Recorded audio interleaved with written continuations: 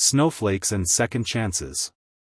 In the heart of Moscow, where the Volga River froze into a shimmering ribbon under the December sky, winter always arrived like an uninvited guest, beautiful, but biting. It was December 24, 2024, and the city was a whirlwind of fur-clad pedestrians hurrying past onion-domed churches adorned with twinkling lights. The air smelled of pine from street vendors selling New Year's trees, for in Russia, Christmas was a quiet Orthodox affair, but the magic of the season bled into the eve of the new year, roasted chestnuts, and the faint, metallic tang of snow. Anya Petrova, a 32-year-old history teacher from a small apartment in the Arbat district, adjusted her red wool coat against the chill as she stepped into Café Krasnaya Zvezda. Her boots crunched on the thin layer of ice coating the cobblestones outside, and she paused to catch her breath, her cheeks flushed from the wind. At 5 feet 6 inches with chestnut hair twisted into a loose bun and hazel eyes that sparkled like the icicles hanging from the café's awning, Anya was the kind of woman who turned heads without trying. But tonight, she felt anything but confident. This blind date had been her sister Olga's doing. "You're too buried in your books and your blini recipes, Anya," Olga had scolded over tea the week before. "It's been 2 years since Dmitry left for that job in St. Petersburg and never looked back. Live a little. Ivan's a widower, kind, works in finance, has a daughter. Perfect for you." Anya had relented, partly because Olga wouldn't stop nagging, and partly because the loneliness had started to feel like a permanent frost in her chest. She loved her job at the local school, teaching wide-eyed children about the Romanovs and the siege of Leningrad, but evenings were quiet. Too quiet. Inside the café, the warmth enveloped her like a hug. String lights draped the wooden beams, and a small fir tree in the corner twinkled with silver ornaments. The scent of mulled wine and fresh-baked pirozhki filled the air. Patrons murmured in low Russian, laughter bubbling up now and then like champagne. Anya scanned the room for Ivan, her heart pounding. Olga had described him: tall, salt and pepper hair, a shy smile.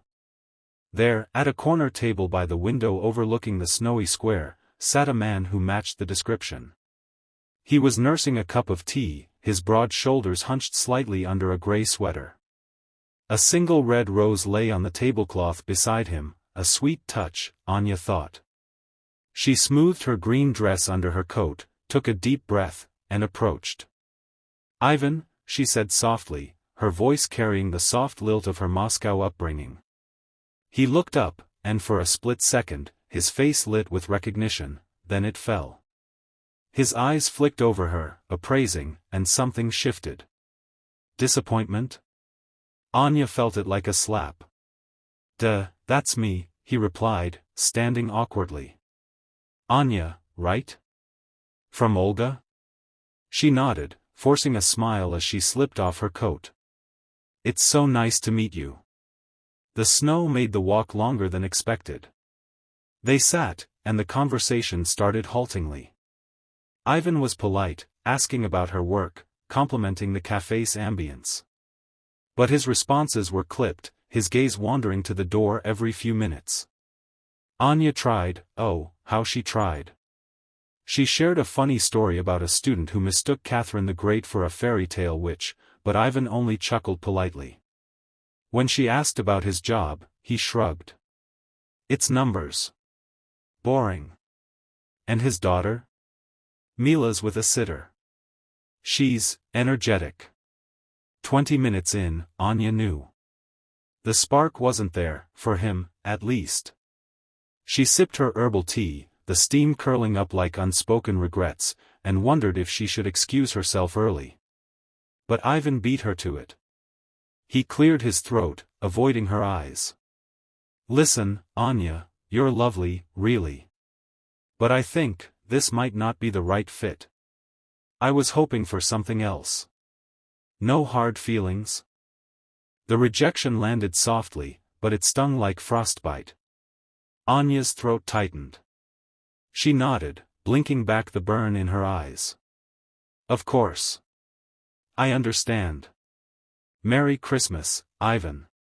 She stood, gathering her coat, her movements mechanical. As she turned toward the door, the bell above it jingled mockingly, and cold air rushed in. Outside, the snow had thickened, swirling in fat flakes that clung to her lashes. Anya pulled her scarf tighter, tears freezing on her cheeks. Why did I even try, she thought, trudging toward the metro. The streets were alive with families bundled up, children dragging sleds, couples arm in arm under street lamps. She felt like an outsider in her own city, a ghost in the holiday glow. But fate, that capricious Russian spirit, had other plans. As Anya rounded the corner onto Tverskaya Street, the grand artery lined with holiday markets and glittering shop windows, she heard a small voice calling out. Not in Russian. At first, she thought it was the wind. But no, it was clear, insistent. Miss. Wait. Excuse me. She turned, wiping her face, and there, emerging from the flurry like a tiny snow sprite, was a little girl. No more than 6 or 7, with wild blonde curls escaping a pink pom-pom hat, rosy cheeks, and a mismatched coat that was too big for her frame. She clutched a stuffed bear under one arm, its nose dusted white, and her boots left tiny prints in the snow as she ran up. Privet, the girl panted, her breath puffing out in clouds. But her eyes, wide and blue as the Neva, held a mix of determination and fear. She switched to halting English, her accent thick with Siberian edges. You are the lady from the cafe? With the green dress? Anya frowned, crouching down to the girl's level despite the cold seeping through her knees. Duh, that's me. But who are you, Milishka? Are you lost? The girl shook her head vigorously, curls bouncing. Nyet. I am Mila. My papa, he is sad. He sent me to find you. She thrust out a crumpled napkin, snatched from the cafe table, with Ivan's hurried scrawl, *Anya, please wait. Mila has something to say. Anya's heart skipped. Mila? Ivan's daughter? The energetic one? Your papa sent you out in this snow alone? That's not safe, sweetie. Mila puffed out her chest, undaunted. I am brave.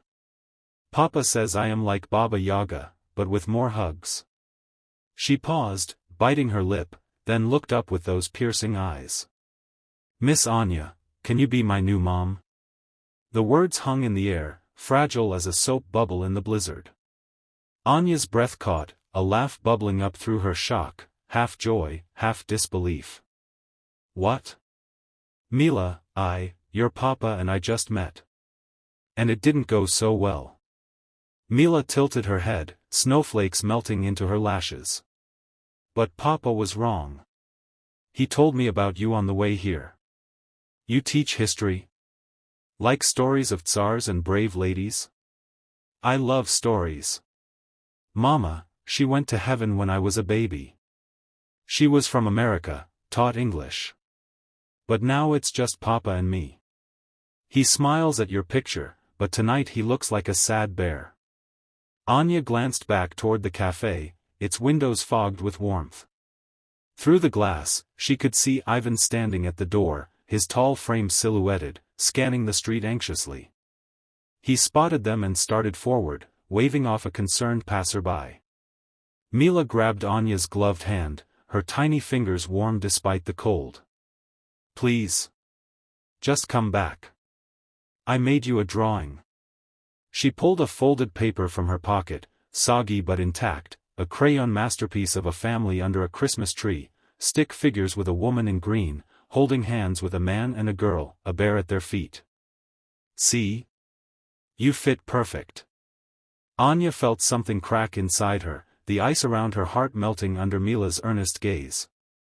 This wasn't how blind dates were supposed to go. This wasn't rational. But in that moment, with the snow falling like confetti from the gods, it felt like destiny, the kind Tolstoy wrote about, where love sneaks in through the back door, carried by a child's whim. All right, Mila, Anya whispered, squeezing the girl's hand. Let's go talk to your papa. Ivan reached them in strides, his face a mask of apology and hope. "Anya, I'm so sorry. I was an idiot. Rushed, scared. Mila, she overheard me on the phone with Olga, begging for a second chance. She insisted on coming after you." Anya stood, brushing snow from her coat, her smile tentative but real. "It's okay. But next time, maybe leave the matchmaking to the professionals? Or at least bundle her better." Ivan laughed, a deep, relieved sound that echoed off the buildings. "Deal. Coffee? Or mulled wine? My treat. And Mila's stories are better than mine." They returned to the cafe, the three of them linked arm in arm, Mila chattering about her favorite fairy tale, the Firebird, and how it always found its way home. Inside, the waitress raised an eyebrow but poured extra hot chocolate for the little one without a word.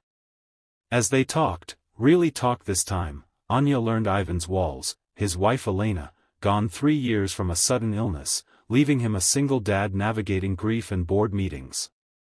He learned of Anya's quiet strength, her love for Moscow's hidden alleys, and her dream of writing a book on forgotten Russian heroines. Mila, perched on a booster seat, colored furiously, occasionally piping up with "See? Told you," until Ivan shushed her with a grin. By the time the cafe announced closing, the snow had eased to a gentle drift. Outside, under the glow of a massive Christmas star strung across the street, Ivan turned to Anya. "This wasn't how I planned tonight. But, thank you. For giving us a chance." Anya looked at Mila, now yawning against Ivan's leg, bear clutched tight. "It wasn't my plan either. But sometimes, the best stories start with a little girl's question." They exchanged numbers, real ones, with promises of a proper date, perhaps at the Bolshoi's Nutcracker performance. As Anya hugged Mila goodbye, the girl whispered, "You're my favorite already." Walking home that night, Anya's steps were lighter, the snow no longer a burden but a blanket of possibility. In Russia, where winters test the soul, spring always follows. And for Anya, it started not with a rejection, but with a child's bold heart, asking for a family in the middle of a Moscow storm. The end. Word count, 1248. This is a fictional adaptation inspired by heartwarming holiday tropes, infused with Russian cultural elements like Moscow settings, Orthodox Christmas nuances, and folklore nods. If you'd like it expanded to 30,000 words, a different angle, or more details, let me know.